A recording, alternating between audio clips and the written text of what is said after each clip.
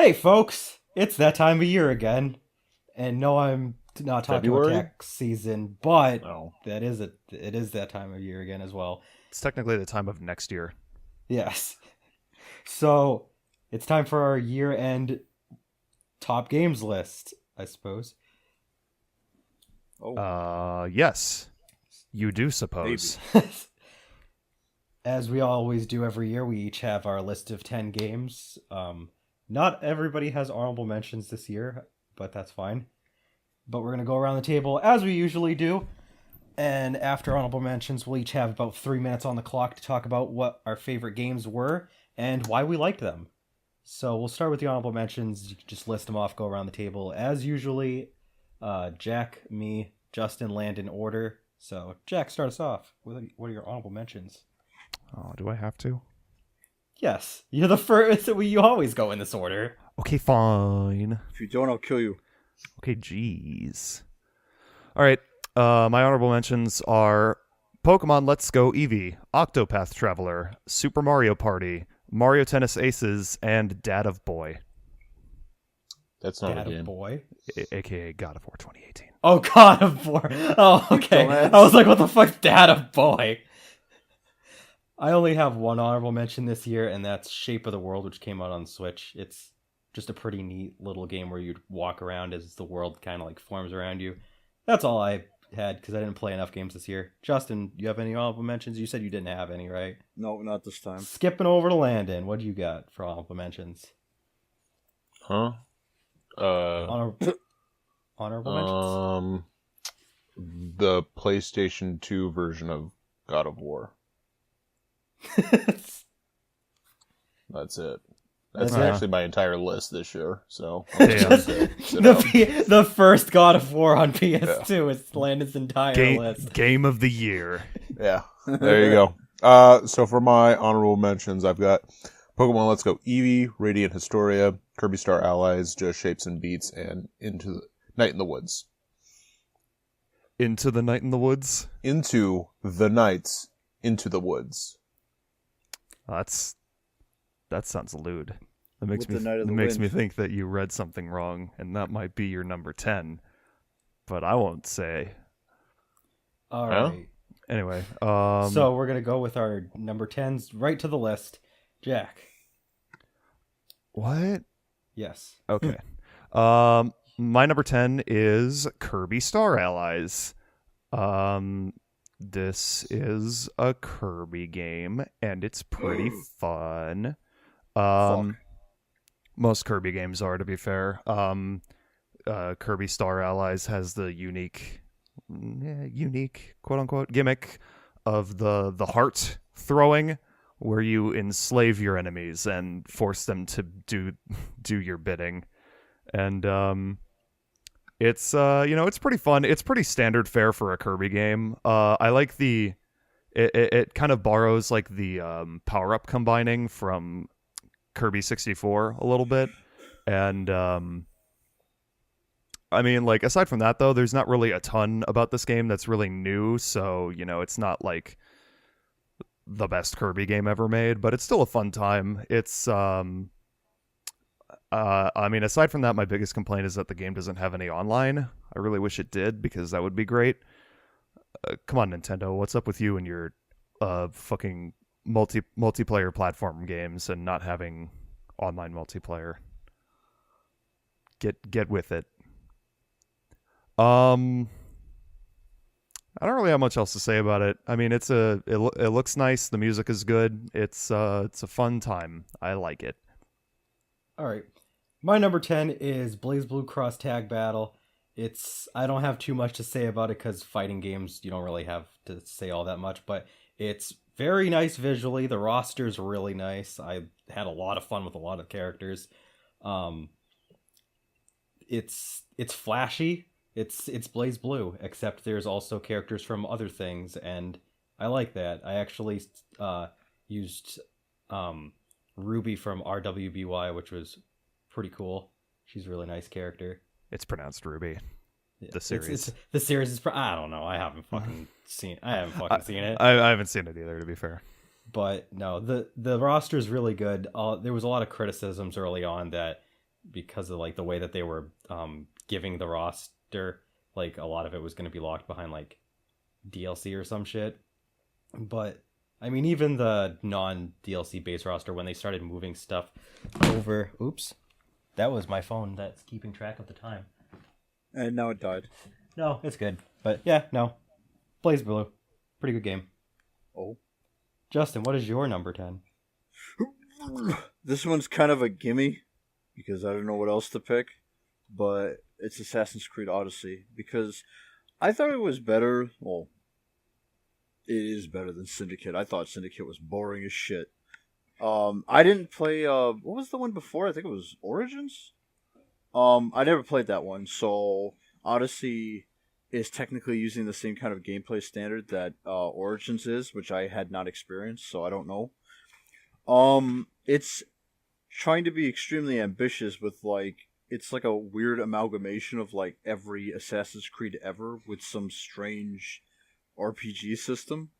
Because there's like naval battles from 4, or no, actually they came from 3.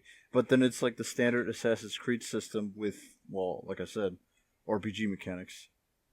I don't think the amalgamation is bad per se, but I really didn't think the franchise needed like RPG leveling systems. I think they're getting a little bit too Destiny in this shit. That's honestly one of the reasons why it's not that high. I like it more than Syndicate, but it's not my absolute favorite game of the series. That's pretty much all I have to say about it. All right, Landon, your number 10. As Jack was alluding to when he said I misspoke, my number 10 is in fact Space Dave. Dang it. You got that right, Jack. Good job. I'm proud of you. Space Dave. I was right all along. Yep. Space Dave is a game made by some dude living in his basement. Also works for Choice Provisions. It's the sequel to Whoa Dave. Whoa Dave. Except now he's in space. Dave. Actually, he's not in space. I mean, he is in space, but he's not flying around in space. He's being invaded by space. Yes. Space is invading his space. Also trees.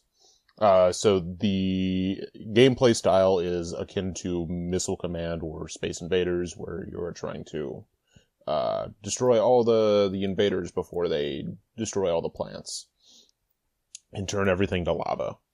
You get crazy power-ups and stuff. The game's fun. You can play it in 2-player. I enjoy it. Collect those pennies. All right. Moving on to our number 9s, Jack. Is that...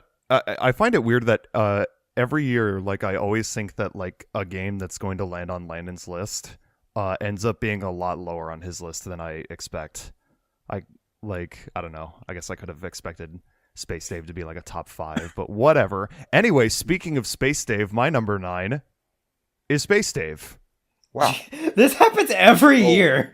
It happens very often, and I swear we don't plan this. We keep our lists very secret until we do the video. But yeah, pretty much everything that Landon said. It's like it's just a fun, like, arcadey style Space Invaders type game where you have to protect the trees from aliens. And honestly, I liked this one a lot more than Whoa Dave.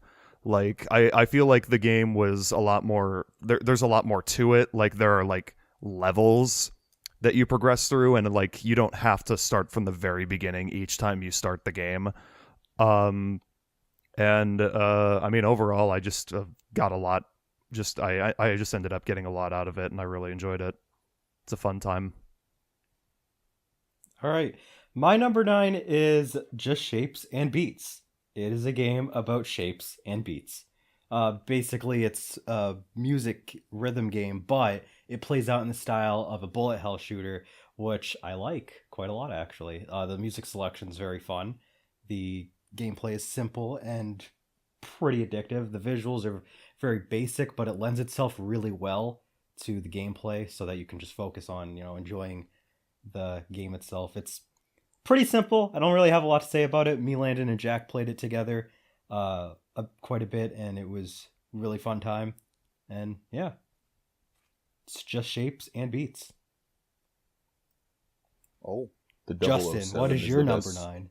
The 007 is the best level. Oh, you mean the heist level? Yes. oh. Yeah, it's a good one. Anyway, I hope you're ready for some mads because besides Assassin's Creed, this is what knocked off Red Dead Redemption 2. The full title is "If You Love Me, Then Say So," which is, of course, a Japanese visual novel. God damn it, of course!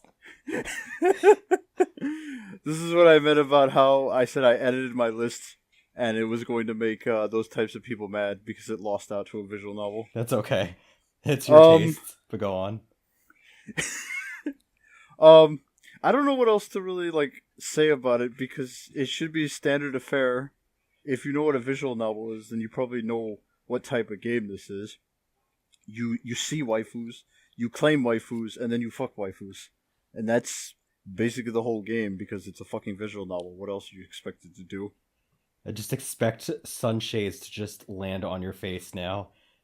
Fuck waifus. But yeah, I mean, I don't know what else I could really say beyond the fact that I guess its most unique gameplay system is the fact that you actually have to get a girl to a point you can actually confess to her instead of following some event system. I mean, you still follow an event system, but there's an actual confession mechanic that may not actually work, so you could actually fuck yourself. So I guess that's the most. Yeah, if you get 2 chances. If you do it the first time and fuck up, you'll have another chance, but it will actually change her interactions because she becomes aware of it. If you fuck up a second time, you just get a game over. But yeah, that's probably the most unique mechanic I can actually talk about. So we're done here. Landon, number 9. Runner 3. Damn, only number 9? Mm-hmm. I love this game, but there's only 3 worlds. Yeah. And my other, complaint is... Sorry, I'm eating a cookie. My other complaint is that the inclusion of the gem path and the gold path does not lead to as spontaneous choices in level design in terms of where you want to go as a player. Whereas Runner 2, you had the choices of hard and normal paths, and it didn't lock you out of being able to pick up the currency type. You got gold bars on both paths. Whereas if you select from the menu gold path, you can only pick up gold. And then if you pick gems, you can only pick up gems.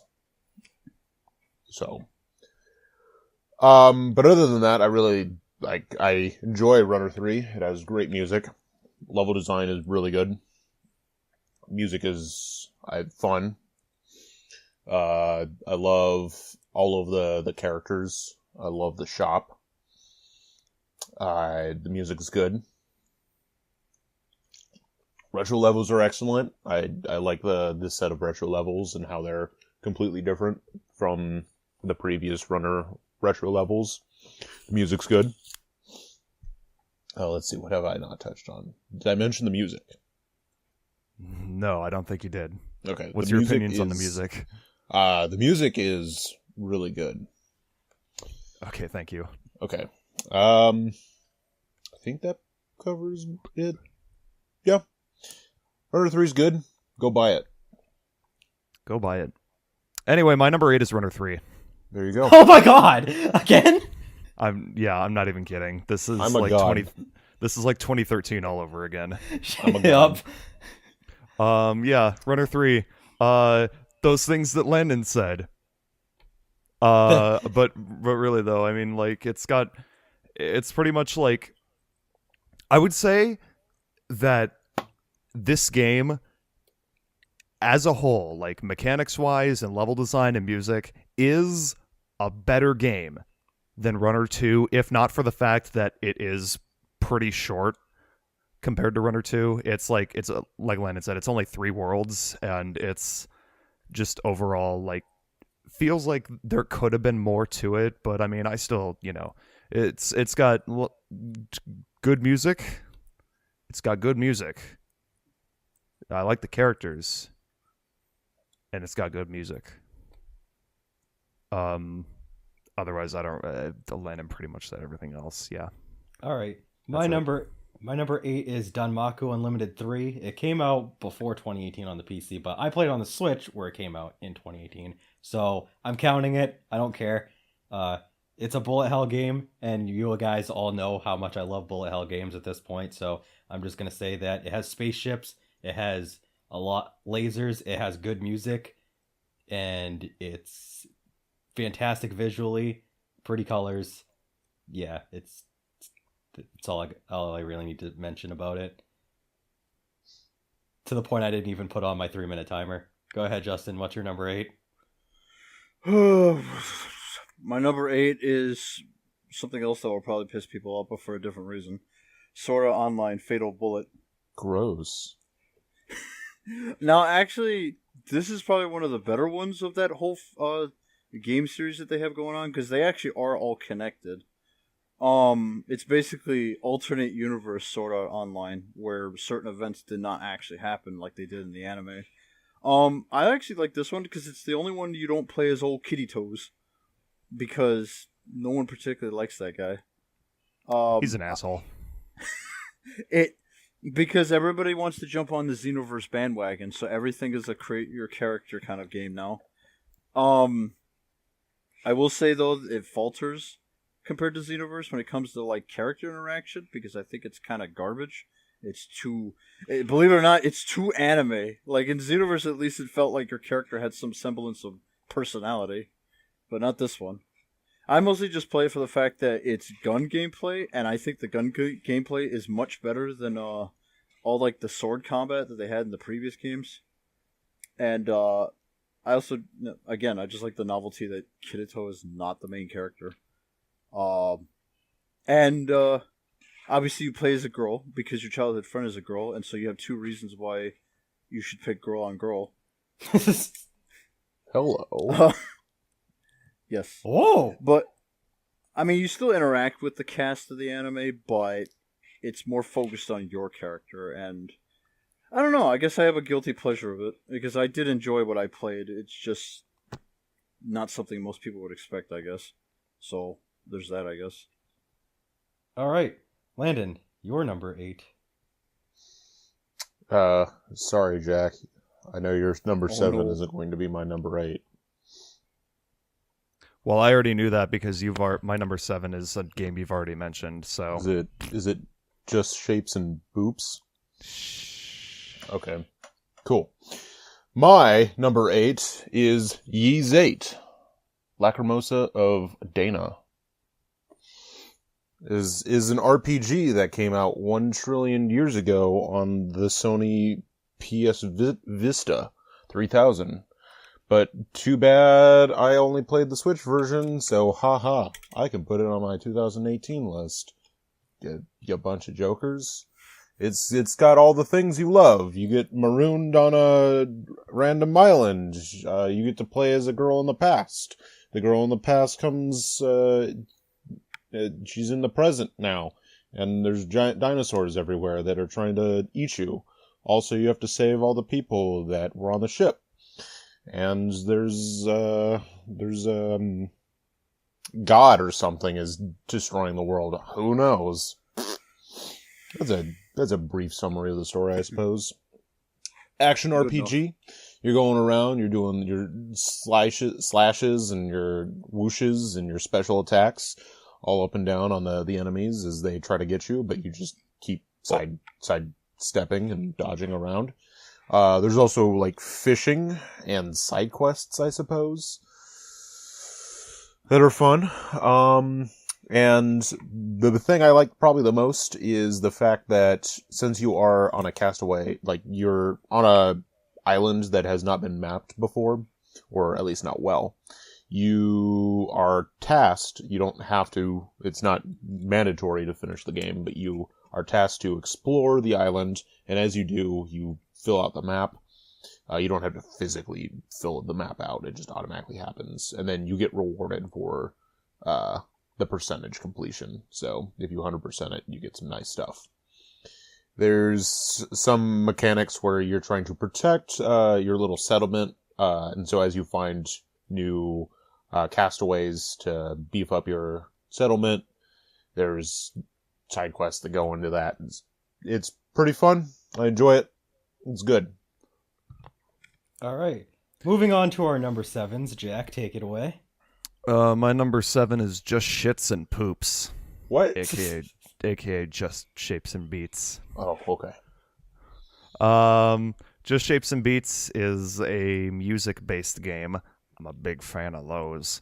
And like Cloud said, it's pretty much like a bullet hell game, except you control your shape. It's pretty much just a shape that you control throughout the entire screen, and shit comes from all around you instead of just the top.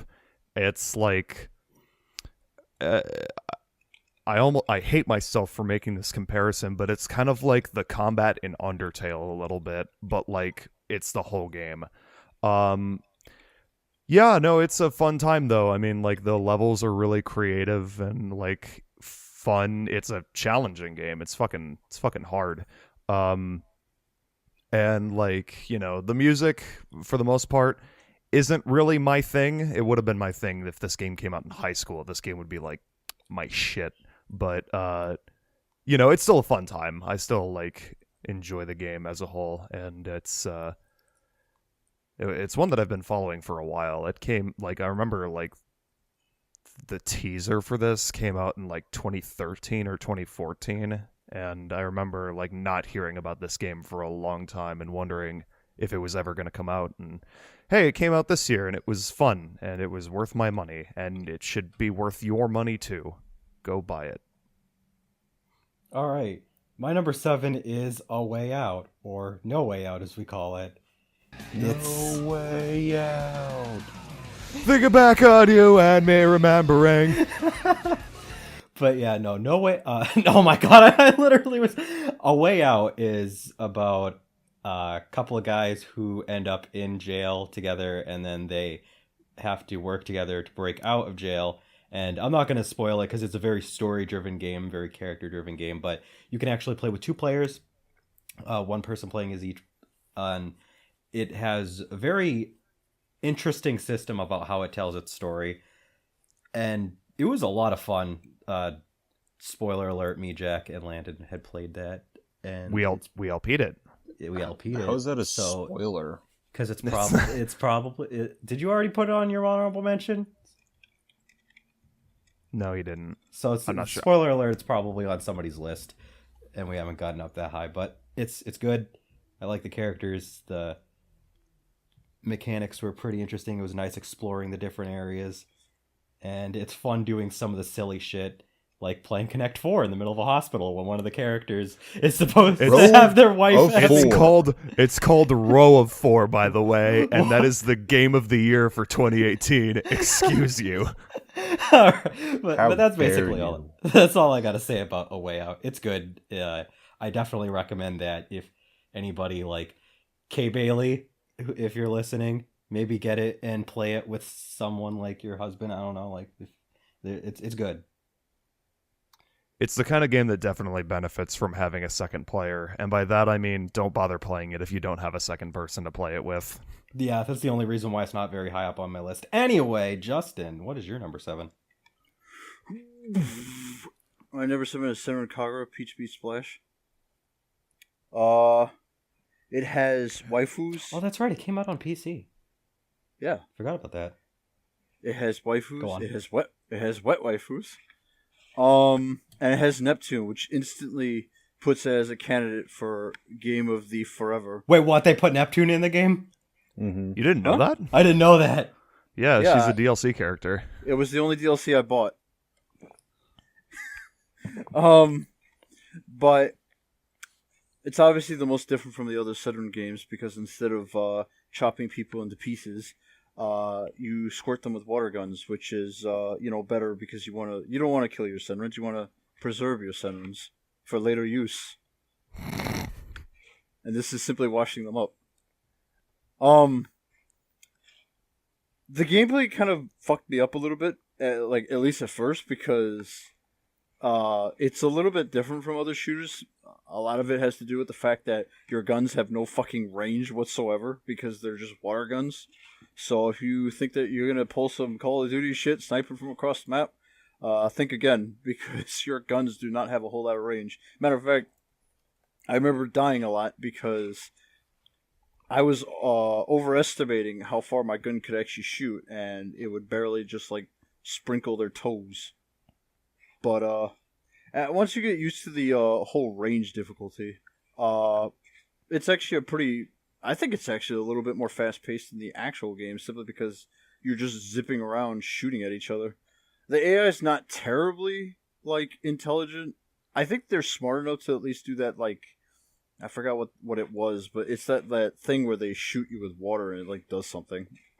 But they're competent enough to help you. They're just not super competent to actually like really kick your ass. But I don't think the AI is like too easy either. So the AI is better than the actual Sentinel games. I'll say that. But overall, it's just like a goofy game like that. Just involves a very different gameplay change that you just have to get used to. But otherwise, the game is pretty fun. So yeah, I'm awkward when explaining games. All right, Landon, you're number 7.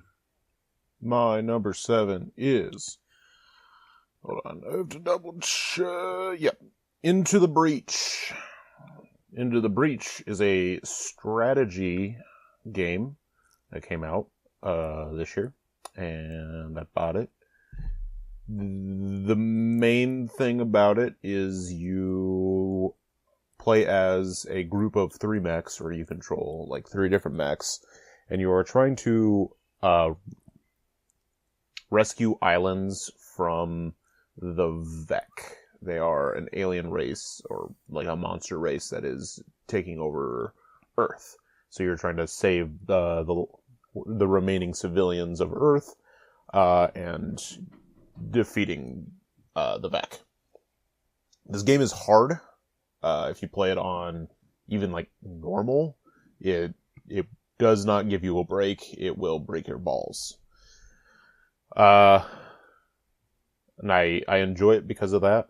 I enjoy some of its fun little mechanics where you can push enemies on the grid, and that means you can line them up into the fire zone of other enemies or the spawn zone of other enemies, and force them to take damage that way. Or you can push them into an area where they shouldn't be, like water or off the map, and instantly kill them.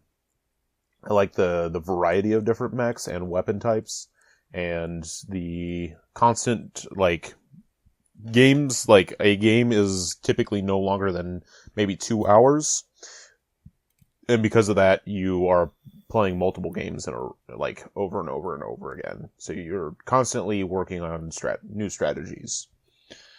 Probably the one of the other things I like a lot is the fact that the game has in-game achievements that matter, because when you clear an in-game achievement, you get a coin, and then you can use those coins to unlock other of the mech squads to give you a little bit more variety.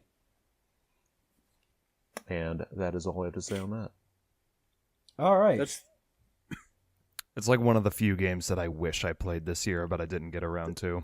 That's that. I have a few of those games that I wish I got around to this year that I didn't get to. That's that FTL looking one, right? Yes, it's made by the same company that made FTL. All right, so we're going to move on to our number 6s, and this is actually going to be a short half first part. But anyway, number 6 is Jack, go ahead. That's fine. My number 6 is Marvel's Spider-Man. That's a game I wanted to play. This game is awesome, actually. Like, This is a game that I was really hoping wouldn't be shit, and thank God it wasn't, because it's basic. It's pretty much just the Batman Arkham games, which I love, by the way, except you play as Spider-Man, and it's fucking great. It's it's pretty much the best Spider-Man game since Spider-Man 2 on the PS2. And I mean, like, the story is okay. It's not like the greatest thing in the world, but it's still, it's good enough to keep your attention. Yuri Lowenthal does a good job as Peter Parker. And the gameplay is just really fun. Like, swinging through New York City is just incredibly satisfying, and the combat is pretty much exactly like the Batman Arkham games. I don't really have much else to say aside from that. It's a fun time. I really enjoyed it. Oh, that's it? But And that's are it. you Peter B. Parker? Okay. I fucking wish. Can you guys hear me? Yeah. I've been cutting out. It can't be Game of the Year then. Okay. I'm done, Cloud. Go ahead. Okay. My number 6 is, if I can actually be heard, Dragon Ball Fighters. Oh, hey. I'm going to cut in My number this your 6 number is 6 as well? Dragon Ball Fighters. All right. We got a joint one. All right. Let's talk about Dragon Ball Fighters then. So, Dragon Ball Fighters came out way at the beginning of the year. In case Back anybody in forgot September? that. Oh, you got it on the Switch. That's I right. got both versions. But it debuted on the PS4 and Xbox way back at the beginning of the year, in case anyone forgot that it did indeed come out this year. Very Last flashy, year? came from Arc System Works. Oh my god. Good job. Words. And it's done in the same style as a lot of their other fighting games, and mechanically you have very Marvel vs. Capcom-esque, like, character swapping. It's got a decent story mode. It's very flashy, just like all their other games. The character roster is pretty good. It doesn't try to, like, add in a lot of the fluff. I don't know how you felt about the roster. There is no Master Roshi. 0 out of Yeah. 10. Like, they made it a point to have, like, a lot of different characters that, like, to try to, like, make it as, like, unique as possible between the different characters that they did add. But this was, like, a perfect opportunity to add somebody like Master Roshi. But the roster's solid. It has a pretty good story mode, like I mentioned. There's, like, an arcade mode where you can do, like, different challenges and stuff, and it's a fighting game. I can't really say much else about it besides it's fun. I don't know if you wanted to add anything else to that, Landon. Oh, right, me. I think probably the thing you're supposed to mention is the fact that literally every single frame of every single attack is ripped straight out of the pages of the manga or anime for every single character. And, like, Arc System Works did their homework, and it is basically taking Akira Toriyama's work and splashing it into the video game. All right. So, Justin, what is your number 6? You get to be the person that finishes the first part. My number 6 is Far Cry 5. I will say that there was a significant jump in quality between, when Far Cry 4 came out, because I thought Far Cry 4 was kind of forgettable. Far Cry 3 was obviously the best one that they had made, so 4 was kind of underwhelming. But Far Cry 5 actually has a lot of good things going for it. Like, I actually think the setting of where the game takes place in is actually pretty good. Like, I think the level design for it all was actually a pretty smart move on their part, because it's, like, such a varied looking location. Because the thing with 4 was that it was all mountain based, but it seems like with 3 and 4, the only thing they ever did was, like, focus on one type of how the world looked. Whereas with Montana, it's really varied. It looks different. There's like woods, there's a mountainous region, there's like a more plains like area. It's more varied. On top of that, I actually think the music is actually legitimately good. It's like a lot of like gospel music and country music, two genres I don't really care for, but they actually made me listen to it, so they must be doing something right. And I actually really like the companion system. Like it, I think it like makes the game a little easier because as long as you have companions, you technically can't die unless you end up in a situation where they can't reach you. But the companions are actually one of my favorite things about the game because I actually like the characters that are involved with you, which is a first because normally I don't give a shit about Far Cry NPCs. There's not a whole lot I don't like about this game other than the fact that, I mean, beside like if you look over all that, it's still the same kind of Far Cry 3 formula that we've had for years, but it's done in a much more improved way that I think I can forgive it this time. So Far Cry 5 is definitely better than 4. I don't know if it's better than 3, but I think it's pretty close. All right. So that is our first half of this list. Ended up banging that one out really quick. We will see you in the next part with our top 5 games. Yay! Yay! And I'm uncomfortable.